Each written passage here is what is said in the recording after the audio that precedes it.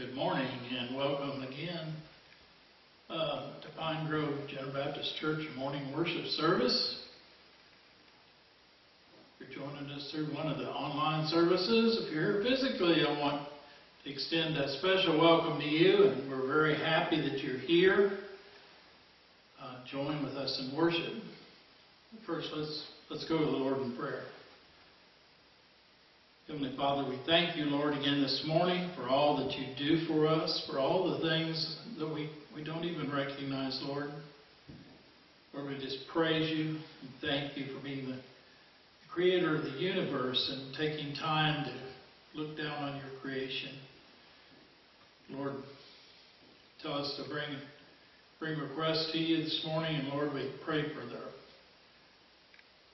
people, the brothers and sisters in Venezuela who are still coming back from the earthquake, and Lord, our friends and the missionaries that we know in Guam, and all the people all around the world that are facing trouble. Lord, we just pray for safety for them, Lord, and we ask you your special hand upon all of them, Lord, that they can know that you are God, and that you have the answer for everything.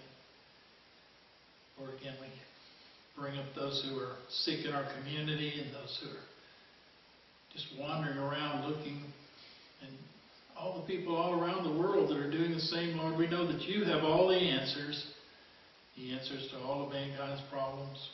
We just look to you and your Son, Jesus Christ.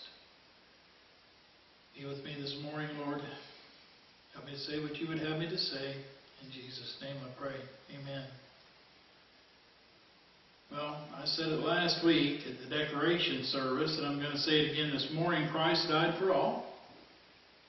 And that should put it differently, Christ died for all.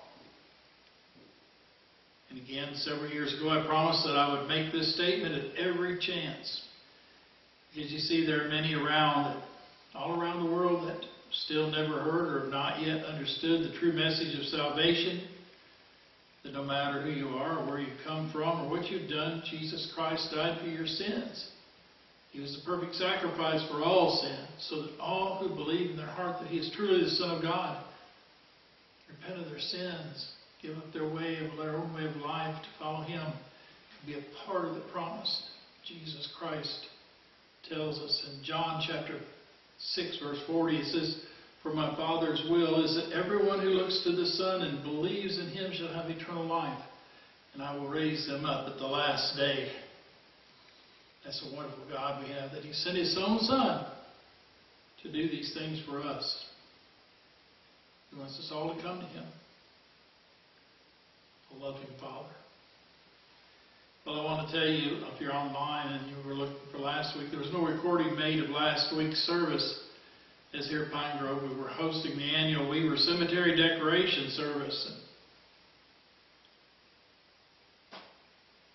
yesterday, the other thing that I expect all to know this morning, that was the 250th Independence Day celebration, July the 4th.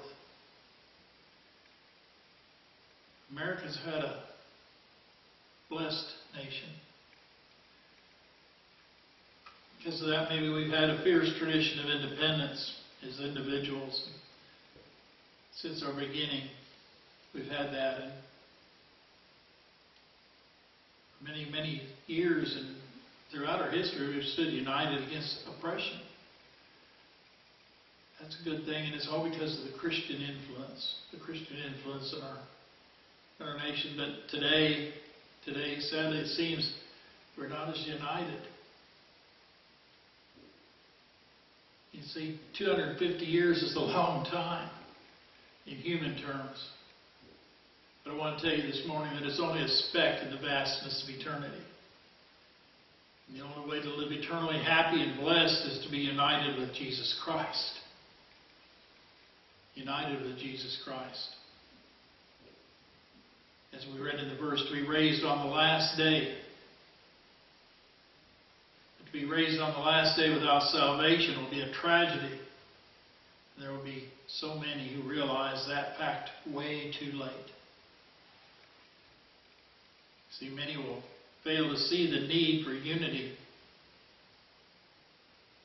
Unity with Christ due to what they believed to be its high cost. And Jesus was totally open about this worldly cost. There is a cost, and he told us what it was.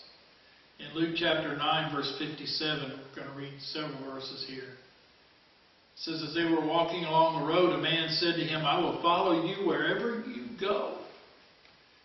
Jesus replied, foxes have dens and birds have nests, but the Son of Man has no place to lay his head. So this is the very first in this passage, in this chapter. This is the first of three men who were just so very sure that they wanted to follow Jesus. They were sure they did. And this man was quite sure that he wanted to follow Jesus anywhere and everywhere. But he spoke in self-confidence. He ignored the facts of what he was saying. He didn't know. He just said, I can do it, because he was putting his own trust in him, in his own self. Well, we can't do that. And so Jesus warned him. In the 59th verse, it says, he said to another man, follow me. But he replied, Lord, first let me go and bury my father. And Jesus said to him, let the dead bury their own dead, but you go and proclaim the kingdom of God. Spiritually dead will bury the spiritually dead.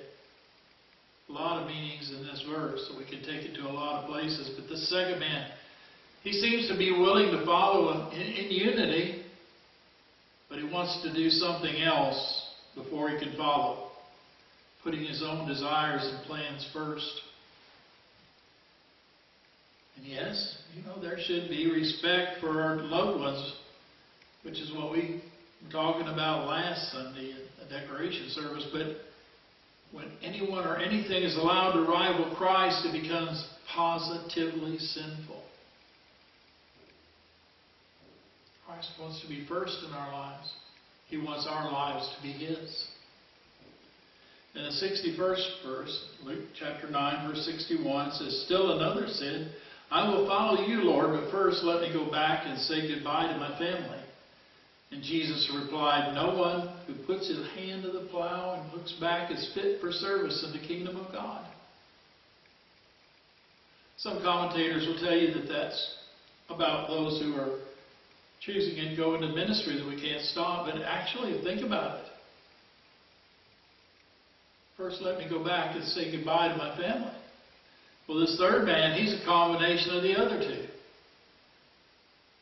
He's self-confident that he's able to do anything to follow, but first must satisfy another matter of his own. Can't do that.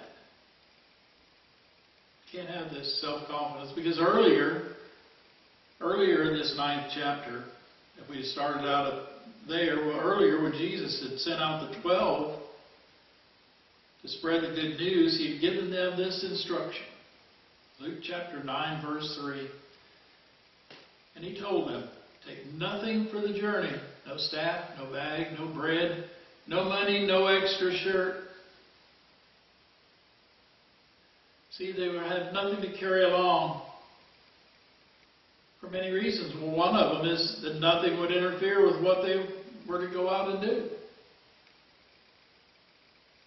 Because mainly it was to put their entire dependence on the Lord and the message to be delivered everywhere. For just a poor, simple human, that's a daunting task. But not for our Lord. Not for our Lord. The statement is easy traveling if you have no burden. That's why he says, put your burdens on me. Put your burdens on me. And if they hadn't, well, what would their ignorance have accomplished without him? How far would they have spread the message? How many people would have heard?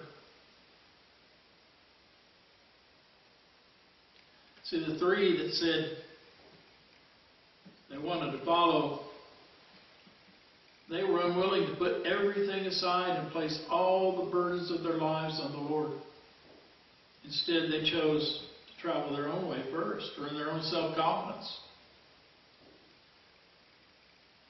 Sadly, there are still many today who are failing to realize what comes first, way too late. Churches are, if you're a Christian today, you're following the Lord and putting Him first. If there's someone around you who's not, well, they must be warned. They must be warned of that course and where it leads. We're reminded of that again in Dr. Luke in the 13th chapter, verse 25. Christ said, once the owner of the house gets up and closes the door, you will stand outside knocking and pleading, Sir, open the door for us. But he will answer, I don't know you or where you come from. Then you will say, we ate and drank with you, and you taught in our streets. Say, followed it. They did to others first. And the last says, but he will reply, I don't know you or where you come from. Away from me, all you evildoers. Desire in our heart is that we don't want to see anyone told that. So they must be warned about the priorities in their life.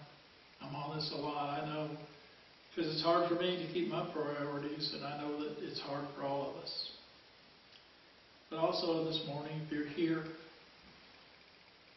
and you know that you've not been or have not put your complete dependence on God, and you know in your own heart that things just aren't going well. Don't wait until some other time to settle with God, because Satan's temptation is all around us. Temptation of self-dependence. The temptation of putting everything else first. Everything else first. Or even anything first. Any time that God and Jesus are placed second, that's wrong. So this morning, just if you've not done it, make Jesus the complete Lord of your life. Time's now. Pray. Tell Him that you believe. Tell God that you believe that Jesus is His true Son, that He came here to die for our sins. Tell Him that you truly repent of your sins, that you don't want to go back to that life, and then go out and tell someone. Go out and tell someone. Ask Jesus for forgiveness. Ask God for forgiveness. And find a Bible-believing and teaching church near you today. If you don't have any, well, tell a Christian friend, tell someone, tell another lost person what Jesus can do for them, what He's just done for you. Again, this morning, that's a prayer. That everyone who hears, everyone that hears can understand that Jesus must be first in our lives. And then again this morning, if you're here in this area, North Central Arkansas, around Greers Ferry Lake, a lot of people around here this weekend, a lot of them, they come to enjoy the lake and the celebration. July 4th, they have a huge, huge fireworks display out over the lake. People come from everywhere to see that. The attraction needs to be to Jesus Christ. There's nothing wrong with fireworks. There's nothing wrong with the 250th celebration of our independence. But what's most important is Christ in our lives. But if you're here in this area and you'd like to attend church, we'd love to see you come. Anytime you're here, we're Pine Grove General Baptist Church. We're located at 102 Silver Tree Road in Shirley, Arkansas. Come see us. We'd love to see you. Heavenly Father, thank you again for this time. Lord, we love you. We trust you, Lord. Our only hope is in you, Son. Your plan of salvation. Lord, just go with us. Keep us safe.